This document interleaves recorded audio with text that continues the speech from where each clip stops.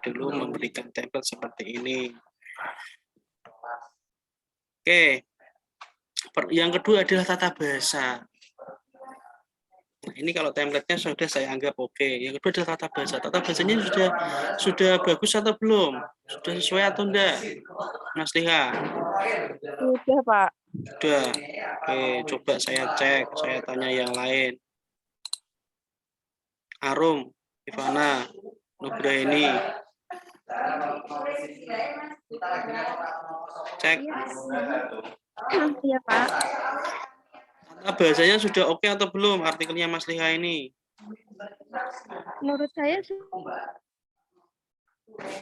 Halo?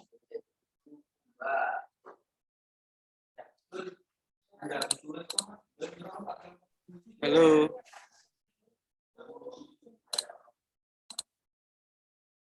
Halo, cek suara saya terdengar enggak ini?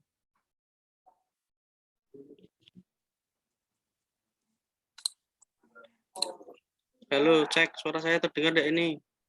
Terdengar Pak Imam. Nah, iya dijawab toh, Arum dijawab. benar, Pak. Iya, Udah Pak. dijawab, Pak, tadi. Ya, Sudah jawab. sesuai. Sesuainya alasannya apa? Ini kan abstrak yang diambil di artikel itu kan tidak jauh berbeda dengan skripsi, Pak. Ya, terus? Terus skripsinya kan udah dicek, Enggak. Kak. Ini berkaitan dengan tata bahasa, bukan berkaitan dengan skripsi, bukan berkaitan dengan yang lainnya. Tata bahasanya sudah sesuai atau belum? Sudah, Pak. Alasannya apa?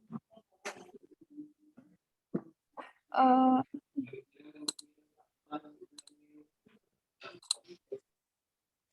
Artikel 1 untuk pembelajaran semuanya ya, saya tidak mau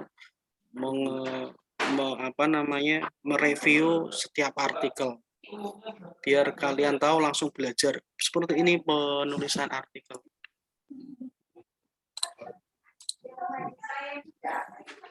Oke, yang lainnya yang jawab selain ini. Kalau menurut saya tata bahasanya sudah bagus karena di awal kalimat tidak menggunakan kata penghubung, Pak. Terus apa lagi?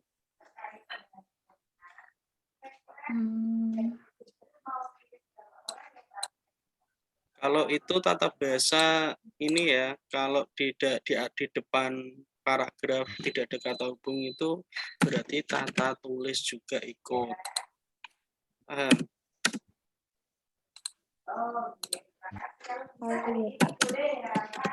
Tata tulis. Nah, nih. Tata tulisnya sudah oke atau belum ini? Insan, Patria. Kalau nggak jawab, tak remove. Iya, Pak.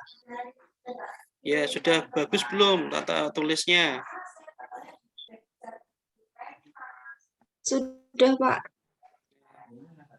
Alasannya apa? Karena yang pertama tadi di awal paragraf tidak ada kata hubung, kemudian jumlah jumlah kata di setiap paragrafnya itu sudah sesuai, Pak.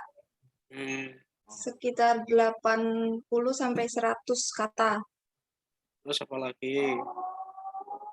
Sudah? Sudah. Oke, satu lagi. Yuk, dijawab. Siapa yang tadi belum jawab?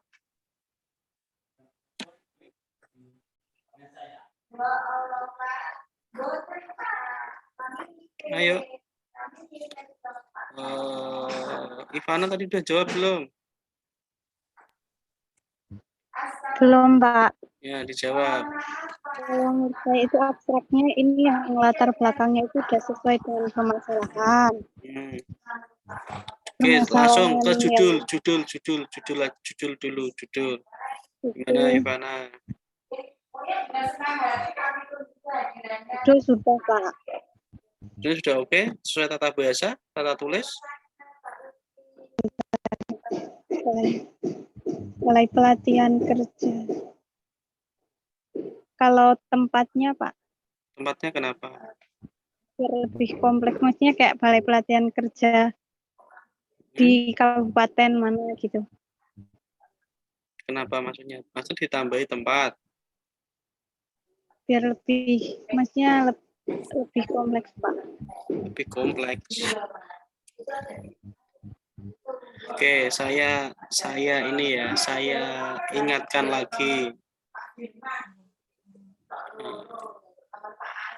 Kalau yang namanya judul artikel sama judul skripsi itu beda. Kalau judul skripsi ditambahi tempatnya. Kalau judul artikel tempatnya tidak usah ditulis. Gitu ya, atau lokasinya tidak usah ditulis. Agar apa? Agar judulnya itu nanti akan mengglobal, akan bisa mendunia, tidak dikunci pada tempat tertentu.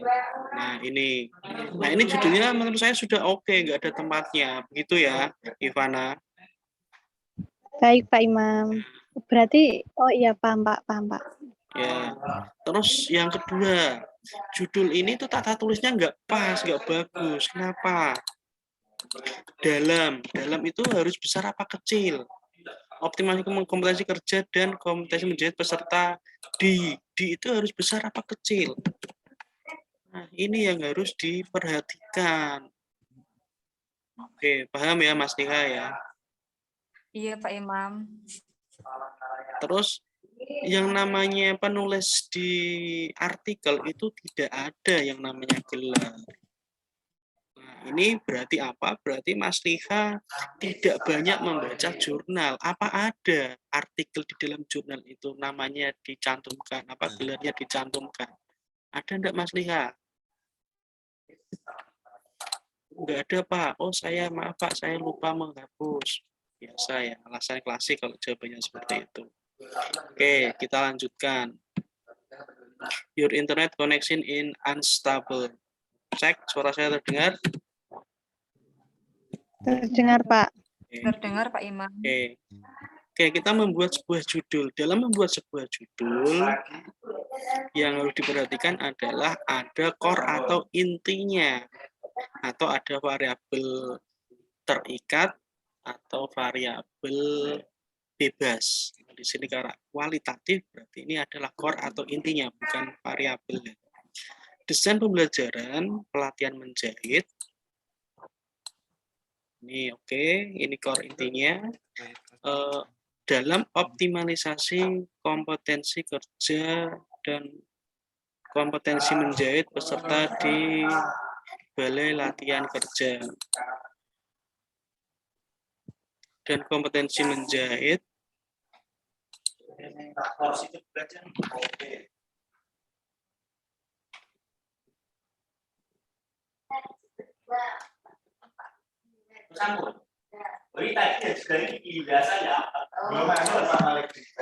di pelatihan kerja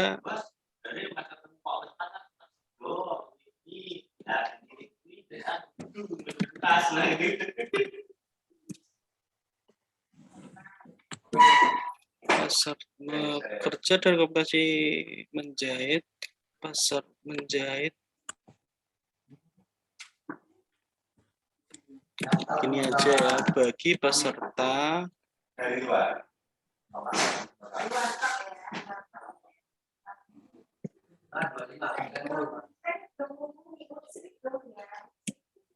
ini kok gak enak ya.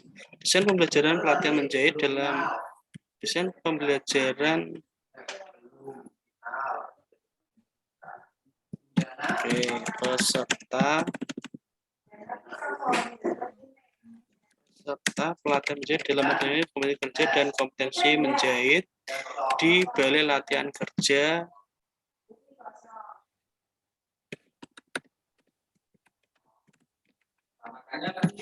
di Indonesia. Nah, ini ada apa-apa.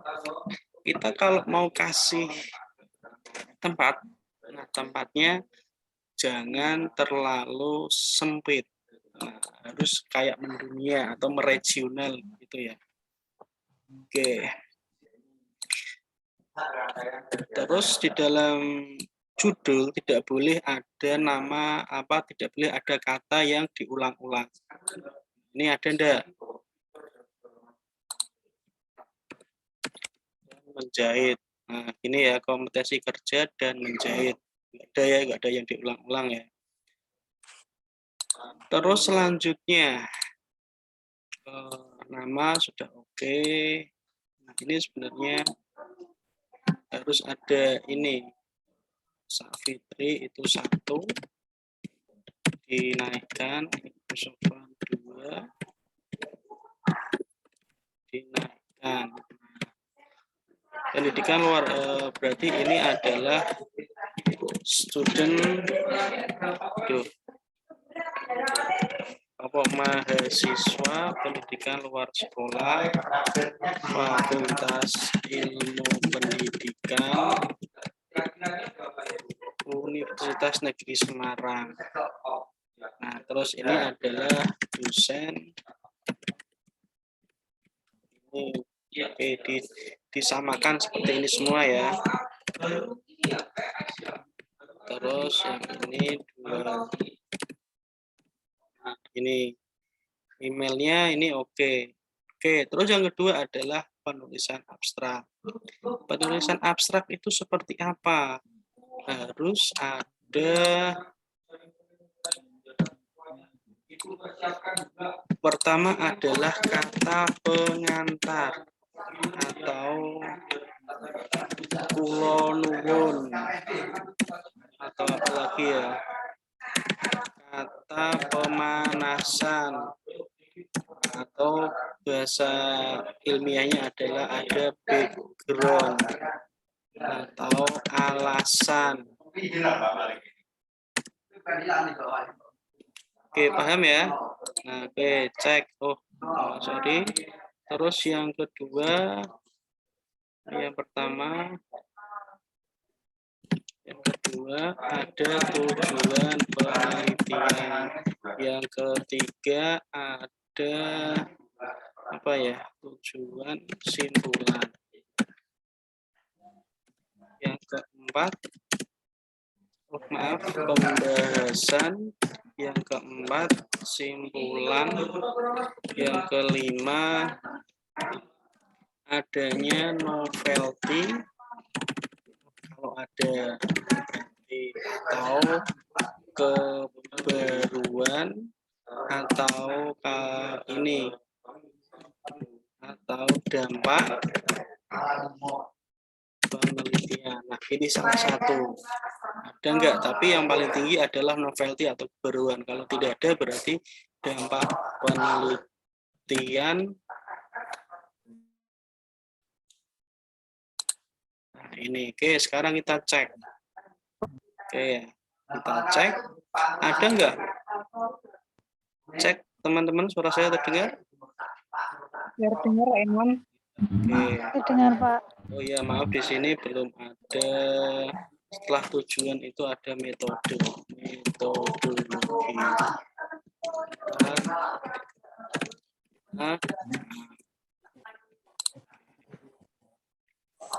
Keberhasilan sampai di sini. Nah, ini sampai di sini berarti adalah kata pengantarnya atau figurnya. Keberhasilan pembelajaran bergantung pada desain yang digunakan supaya berjalan sesuai dengan target yang telah ditetapkan. Sesuai dengan, bukan target ya, tapi sesuai dengan tujuan pembelajaran. Kompetensi menjadi dapat dipenuhi dengan adanya pendampingan dari struktur pelatihan. Dibutuhkan desain pembelajaran yang efektif untuk meningkatkan mutu pelatihan. Oke, ini berkaitan dengan mutu pelatihan ya. Harusnya di sini bukan mutu pelatihan ya, tapi kompetensi kerja. Oke, paham. Kenapa harus kompetensi kerja, Mas Liha? Soalnya saya meningkatkan kompetensi, Pak. Iya. Fokusnya. Ya, itu pinter. Karena kamu nggak membahas tentang mutu ya, yang membahas adalah kompetensi ya, bukan mutu ya. Iya, Pak Imam. Oke, setelah itu adalah mendesain pembelajaran disesuaikan dengan hasil training analisis supaya berjalan dengan optimal. Nah, ini sebenarnya dicek kembali ya, abstrak artikel atau abstrak skripsi itu berbeda. Nah, ini abstraknya kan 253 ya. Nah, berarti ini kan kebanyakan. Karena ini kebanyakan, bagaimana? Ya sudah, harus ada salah satu yang dihapus. Nah, ini yang dihapus. Gitu. Oke, ini jadi berapa? Harus kurang lebih 250 ya. Jangan lebih 250 kata ya. Paham ya? Iya, Pak. Oke. Terus yang kedua, penelitian itu bertujuan untuk mendeskripsikan desain pelatihan menjahit dalam mempunyai kompetensi menjahit dan kompetensi kerja peserta serta faktor pendukung dan penggambar peserta selama proses pembelajaran. Oke, ini tujuannya. Terus, nah ini kemarin Ivana, yang benar itu kualitatif deskriptif itu apa? Itu apa jenisnya atau metodenya atau apanya? Nah, ini kenapa kemarin kok saya menyuruh Mas Nika untuk meresum dan mengirimkan ke grup. Nah, yang benar itu apa?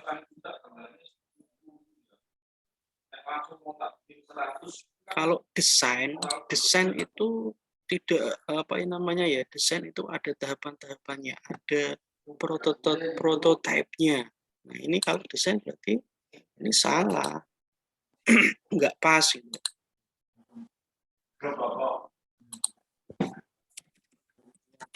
Ini menggunakan yang benar apa kemarin Mas Lia? Jenis penelitian, Pak. Jenis penelitian ya, menggunakan jenis penelitian kualitatif deskriptif. Nah, ini misalnya ini.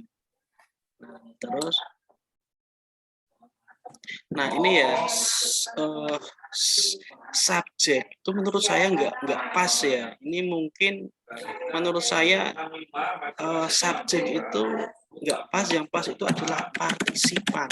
Nah, mungkin ini kebaruan saya ya, mungkin dosen-dosen yang lain subjek, tapi kalau saya namanya partisipan. Partisipan kan orang yang berpartisipasi dalam penelitian kita. Siapa?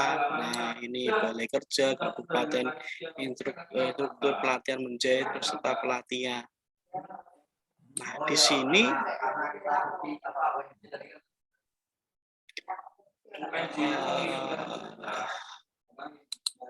instrukturnya ada 2 ya, 6. Oh ya, sudah ada. Nah, terus pengumpulan data. Nah, diingat, pengumpulan data, terus apa lagi setelah pengumpulan data? Pengumpulan data, verifikasi, dan analisis data. Ini harus ada. Ada nggak di sini? Pengumpulan data melalui observasi proses pembelajaran. Oke, jadi observasi itu apa? Proses pembelajarannya. Wawancara. Yang diwawancarainya berkaitan dengan apa? Nah, dokumentasi, ya didokumentasikan itu berkaitan dengan apa? Nah, ini harus dijelaskan lagi. Paham? Paham, Pak. Dijelaskan lagi secara mendetail, tapi tidak usah banyak-banyak ya, mendetail dan singkat. Nah, Cara mengenai gimana?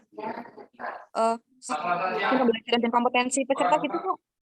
Kalau misalnya jadi wawancara, desain pembelajaran dan kompetensi peserta gitu gimana, Pak? Yang wawancarai ya berkaitan dengan apa? Desain pembelajarannya, atau juga ini dua-duanya juga bisa ya. Kan kamu wawancaranya instrumennya kan tentang desain pembelajaran dan optimasi. Ya berarti ada 2 itu ya. Oke. Terus dokumentasinya apa? Dokumentasinya selama proses pembelajaran, Pak. Ya dokumentasinya kan di situ ada nggak foto-fotonya, ada nggak apanya gitu? Ada, Pak. Pelatihan menjahitnya. Oh, ya wes, berarti dokumen pelatihan menjahit mungkin dikasih apa ya, antara lain apa begitu ya. Oh, lebih rinci gitu, Pak. Iya, kan tadi saya bilangnya lebih Oh, iya, rinci, Pak. lebih mendetail. Nah, tetapi jangan banyak-banyak. Gitu. Terus teknik keabsahan data menggunakan triangulasi teknik dan sumber. Nah, ini harus dijelaskan juga teknik analisis teknik dan sumber itu seperti apa. Nah, biar langsung tahu ya, oh teknik triangulasi teknik itu seperti ini, sumber itu seperti ini. Kalau dijelasin singkat gitu, Pak, misal triangulasi teknik dengan pengumpulan data dari berbagai teknik gitu, gimana, Pak? Iya, berarti bisa. Ya, misalnya triangulasi teknik dalam kurung misalnya teknik apa dan teknik apa, observasi, wawancara, dokumentasi. Iya, Pak. 3 itu.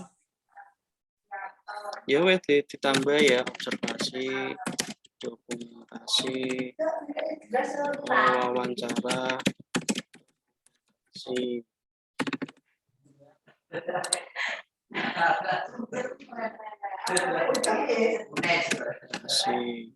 terus sumbernya itu apa? Nah, nanti dicek kembali ya, sumbernya apa saja.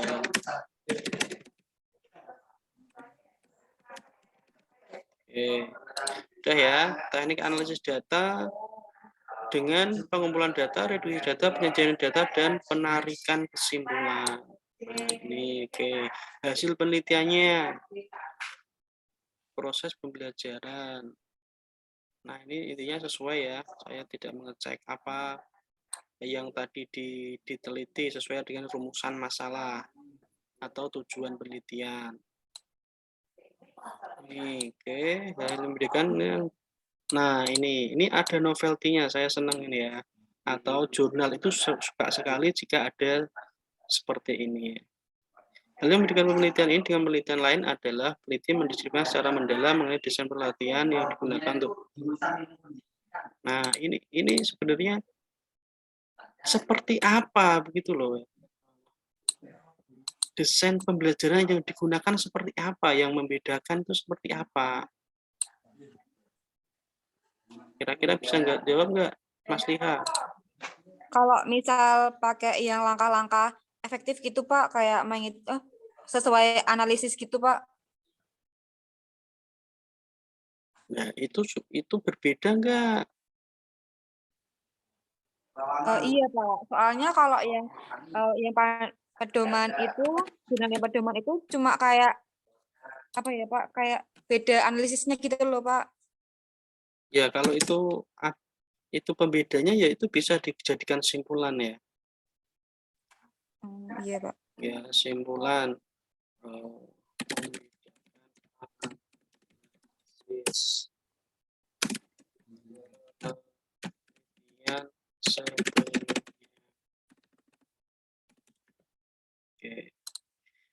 Oke, terus ini kan sebenarnya di simpulan itu sekaligus novelty ya. Atau juga ini adalah tujuan, ya sudah cukup. Oke, terus selanjutnya kata kunci. Kata kunci di sini ada 3 ya. Oke, terus pendahuluan. Pendahuluan disesuaikan dengan penelitian dan juga disesuaikan dengan permasalahan yang ada di lapangan. Nah, ini sudah atau belum? Ini penelitian-penelitian yang terdahulu ya. Oke, terus metodenya. Metode jangan hanya secara teoritik saja. Harus ada sistematis atau penjelasan itu harus secara sistematis, secara prosedural. Misalnya saya cek.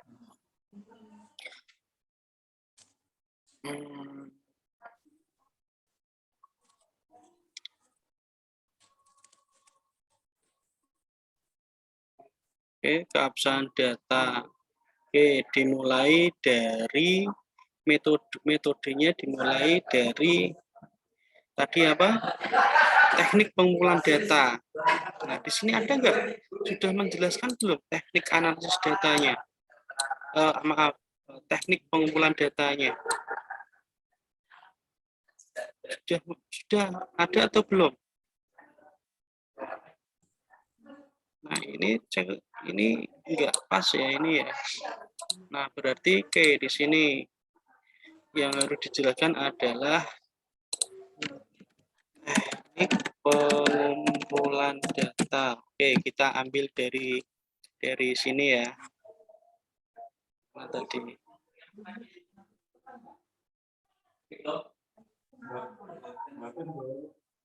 Nah, sebenarnya ini dimasukkan di sini.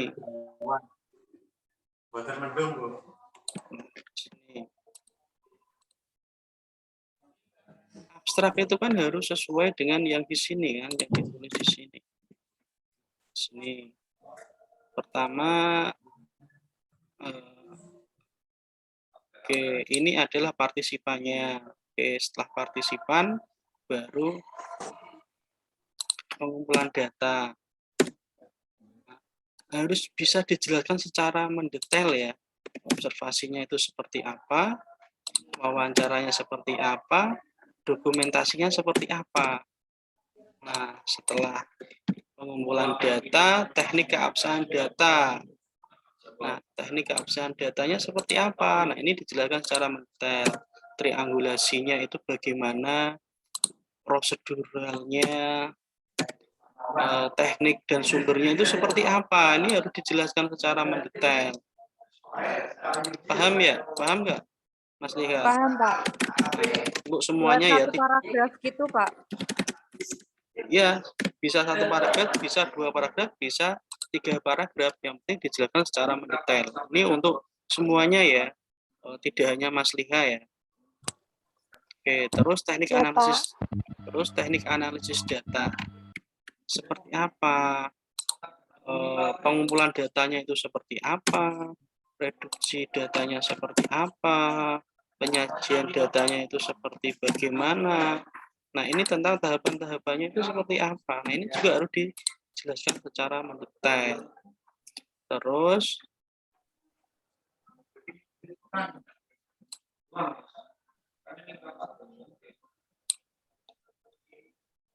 nah ini sudah ada ya, nanti tinggal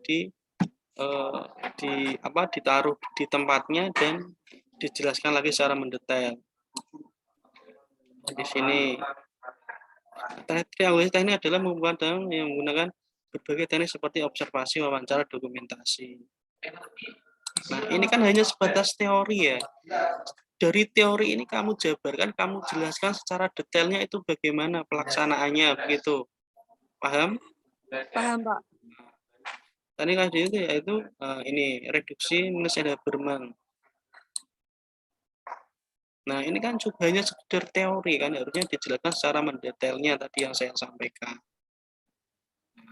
Terus hasil dan pembahasan disesuaikan dengan rumusan masalah atau tujuan. Pertama, desain pembelajaran pelatihan menjahit. Terus diusahakan ya dalam membuat pembahasan itu harus ada tabelnya atau gambar-gambar. Diusahakan harus ada. Jangan sampai nggak ada. Kompetensi individu ya, saya rasa pembahasannya sudah oke kemarin kalau sesuai dengan yang deskripsi ya, yang sudah dibimbingkan sebelumnya. Oke, sekarang daftar pustaka kita cek.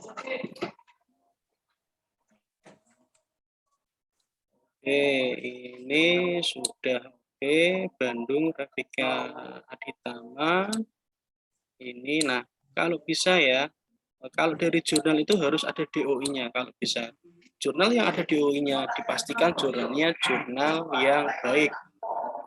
Kalau tidak ada DOI-nya dipastikan jurnalnya tidak baik. Nah, ini kalau bisa dicari ya DOI-nya ya. Kalau bisa, kalau enggak ya enggak masalah. Tapi kalau bisa, saya tidak mewajibkan. Tapi kalau bisa dicari.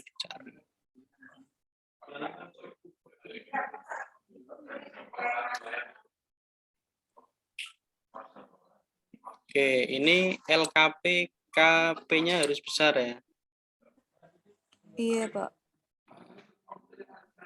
Oke, minimal referensi itu minimal 40 ya, minimal 40 dan diperbanyak dari jurnal internasional atau jurnal yang berbahasa Inggris. Makanya biar tidak susah dimulai dari menulis skripsi itu cari jurnal yang internasional. Oke. Oke, udah mantap ini. Ini